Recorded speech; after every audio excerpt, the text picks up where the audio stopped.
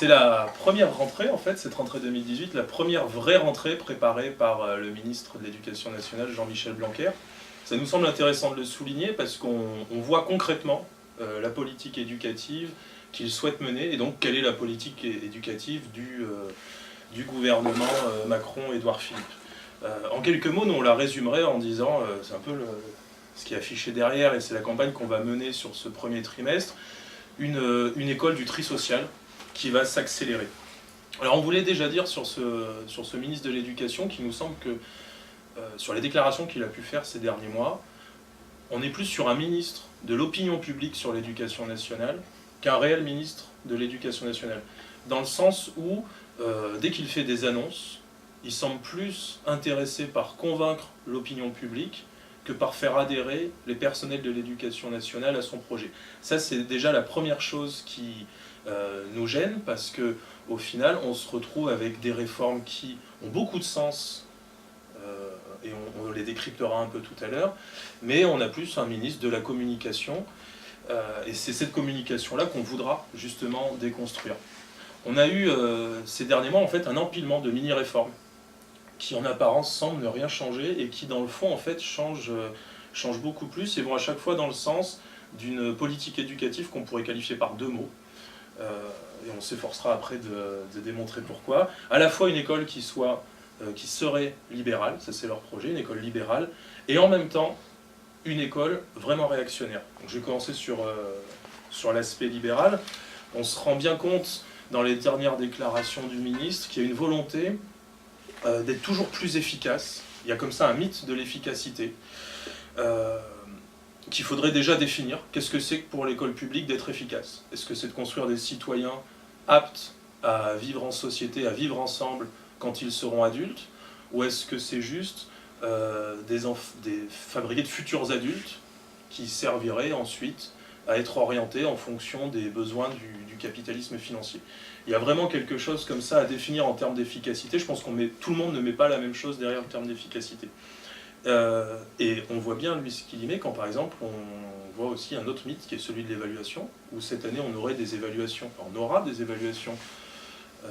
en début de CP, en milieu de CP, en début de CE1, et ensuite en début de seconde, qui serviraient en fait, parce qu'après toutes les remontées de ces évaluations arriveront au ministère, et nous dit-on, on recevrait les indications pour permettre la progression des élèves en fonction des difficultés décelées par ces évaluations.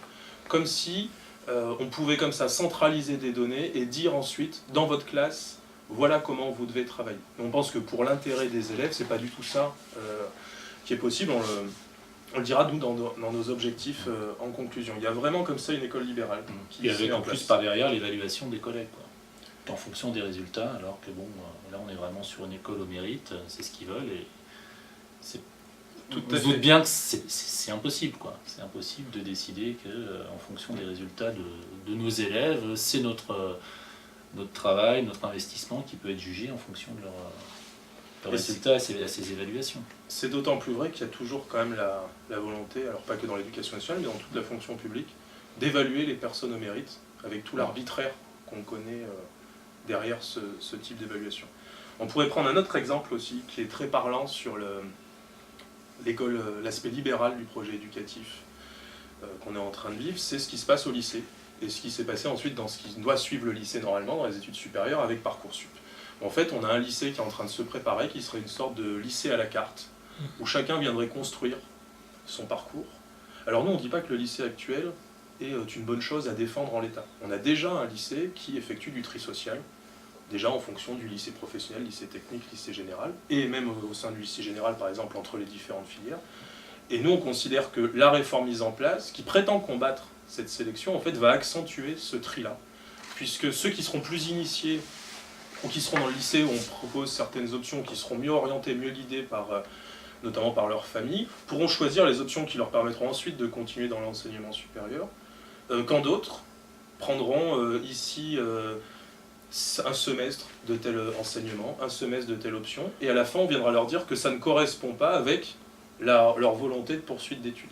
Et quand on voit le fiasco de Parcoursup cette année, avec encore 60 000 étudiants qui sont dans la nature, qui n'ont pas d'affectation, et 40 000 qui ont complètement abandonné Parcoursup, Parcoursup, avec en plus, ça c'est quelque chose aussi à souligner, des fois des conseils donnés aux étudiants, aux futurs étudiants, d'aller plutôt se diriger vers le privé pour trouver une formation. Donc là aussi, on peut voir où mène cette politique éducative. Et cela se renforce, toujours à titre d'exemple, par exemple par la suppression annoncée des CIO, des centres d'information et d'orientation, qui ne permettront plus aux élèves de bien s'orienter, au même moment où on leur demande de faire des choix sur ce qu'ils veulent. Et on dit aux professeurs de lycée de devoir assurer 50 heures d'orientation en seconde, sans que ces heures-là, en fait, ne soient budgétisées dans le nombre d'heures affectées au lycée. Ça veut dire que ce sera sur d'autres types d'enseignements qu'il faudra prendre pour faire ces 50 heures. Et que les personnels aptes à informer les élèves sur leur orientation possible ne sont pas recrutés, puisqu'on ferme les CIO, et que les COPSI, les psychologues d'éducation nationale qui faisaient ce métier-là, on ne sait pas où est-ce qu'ils vont aller, on ne sait même pas encore quelle sera leur place, puisqu'il y a une gestion qui devrait être donnée à la région. Donc on a vraiment un flou absolu, mais les enfants vont être dans les classes dès lundi prochain, et les collègues devront se débrouiller avec ça. Voilà sur l'aspect libéral. Et après, on a l'autre aspect, réactionnaire. Donc là, on voit bien qu'il y a une forme de conciliation de toutes les politiques de droite en termes d'éducation. La première chose, c'est des nouveaux programmes qui, contre l'avis de la majorité des syndicats, seul un syndicat, en fait, ne s'est pas exprimé contre ces nouveaux programmes. Les nouveaux programmes sont apparus au bulletin officiel le 26 juillet, donc pendant ces vacances, sans même que les enseignants en aient été informés directement. C'est-à-dire que c'est les enseignants, entre guillemets, les plus consciencieux qui sont allés voir et qui se sont renseignés quels étaient les nouveaux programmes, qui, en changeant quelques mots par-ci, par-là, en fait, changent vraiment le fond. Un seul exemple que je prendrai, c'est celui de la lecture pour l'année de CP, même on pourrait dire l'année de CP CE1, où le ministre a relancé encore une fois la vieille polémique sur les méthodes d'apprentissage de la lecture, laissant entendre que la méthode globale serait appliquée dans les classes et ne serait pas efficace. Sachant que toute la recherche en sciences de l'éducation sur la lecture montre déjà que la méthode globale n'a jamais été appliquée à 100% dans les écoles de France, démontre qu'une méthode syllabique pure n'a pas de sens, et montre qu'effectivement il y a du code à apprendre, et il y a de la compréhension à jouer, et qu'en fonction en plus du parcours des enfants, de leur culture à eux, de leurs compétences, et ben les enseignants ont à chercher sans cesse à se mettre en adéquation avec les élèves qu'ils ont et la réalité de leurs difficultés d'apprentissage. Donc il y a vraiment comme ça, et on rejoint le mythe de l'efficacité tout à l'heure, l'idée de dire on va vous donner une technique. Donc d'un certain côté, on fait croire qu'on décentralise avec un projet libéral, et avec le projet réactionnaire, on contrôle encore plus, et tout ça en nous expliquant que c'est les neurosciences qui vont permettre, qui vont justifier tout ça. Sachant que les neurosciences qui se sont développées, si on regarde un peu ce qu'ils disent, elles nous disent quoi? Alors je caricature un petit peu, mais que les élèves apprennent mieux s'ils sont concentrés, que les élèves apprennent mieux s'ils sont dans des bonnes conditions pour apprendre. On n'avait pas besoin de brancher des électrodes sur la tête de nos élèves pour savoir que de bonnes conditions d'apprentissage favorisaient les apprentissages.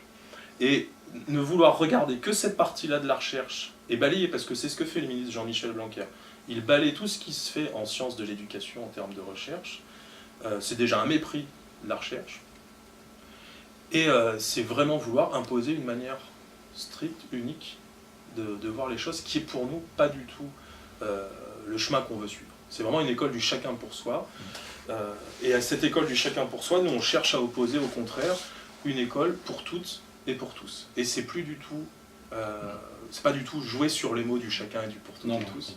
C'est vraiment un projet politique autre. Et sur le collectif, que ce soit le collectif au sein de la classe ou au sein des collègues, puisqu'il n'y a pas moyen de trouver des réponses à ces deux orientations libérales et réactionnaires sans qu'on ait un collectif au niveau des collègues, que ce soit dans le secondaire ou dans le primaire.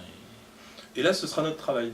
C'est un peu là-dessus qu'on voulait. Ouais. On a décrypté un peu rapidement le projet de Jean-Michel Blanquer, de Macron et d'Édouard Philippe sur l'école.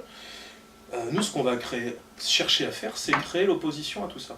C'est de faire que ça ne puisse pas se passer comme ça. Et là où je rejoins mon camarade, c'est que ça ne pourra se faire qu'avec la mobilisation des personnels. Il ne suffira pas qu'un syndicat ou même une intersyndicale dans l'unité la plus large dise que ce qui se passe, c'est pas bon. On a vu la preuve, hein. Tous les syndicats sont partis du dernier conseil syndical, du conseil supérieur de l'éducation le 12 juillet en disant « Nous, on ne veut pas discuter des programmes comme ça ». 2 semaines après, les nouveaux programmes étaient publiés. Donc la seule solution, on ne va pas le dire de manière trop solennelle, mais c'est qu'on s'empare de notre métier, de notre profession, qu'on en discute, et qu'on ne soit pas spectateur des changements en place. Ça ne veut pas dire que si on ne fait rien, c'est qu'on accepte tout. Ça veut surtout dire qu'il faut montrer notre détermination assez rapidement à défendre notre liberté pédagogique. Je crois que c'est vraiment ça qui, de la maternelle à l'université, va être mis en cause. C'est comment des enseignants, qui maintenant sont quand même recrutés à Bac+5, aux yeux du ministre, ne seraient pas capables de préparer leurs cours et de s'adapter aux besoins de leurs élèves. Et de laisser sous-entendre qu'on ne travaille pas. C'était un peu ça, quand l'an dernier, le ministre faisait des recommandations sur les dictées et sur le calcul mental, comme si on n'enseignait plus le français et les mathématiques dans les écoles en France. Alors même que c'est 70% dans le premier degré, 70% du temps à faire des fondamentaux maths français. On pourrait se demander si ce ne serait pas plus intéressant d'augmenter les horaires en art, en musique, en art plastique, en histoire géo, en sciences, plutôt que de vouloir à chaque fois remettre des maths et du français. Ça, ce serait plutôt, pour le coup, une discussion intéressante à avoir. Donc nous, notre but, ce sera de créer les conditions de défendre collectivement la liberté pédagogique. Et de manière très prosaïque, on a décidé, en la réunion de rentrée de Sud Éducation Alliée, de mettre en place ce qu'on appellera, de manière à motiver les collègues à venir, le Sud Éducation Social Club. C'est-à-dire que, en gros, les réunions syndicales d'information qu'on faisait jusque-là, on continuera de les faire, mais sous une forme qu'on veut plus attrayante, pour favoriser les échanges entre collègues. C'est-à-dire qu'on considère à Sud Éducation que si on rassemble des collègues, c'est pas pour leur dire quelle est la bonne manière de penser, c'est pour pouvoir discuter avec eux et construire ensemble leur donner la parole. On a depuis quelques années quand même une restriction de ces temps d'échange de collègues. À une époque, quand même, Et beaucoup s'en plaignent. Sans mots, bien sûr, puisqu'on avait des périodes sur des formations, la formation professionnelle permettait cet échange. Et on peut constater que depuis quelques années, même dans la forme où la formation professionnelle se passe, à une époque où on pouvait être une vingtaine autour d'une table, et puis ça donnait, rien que le fait de gérer l'espace permettait cet échange. Aujourd'hui, on se retrouve quand même souvent dans des amphis, en frontal, avec 200 personnes. Bon, l'échange, c'est impossible.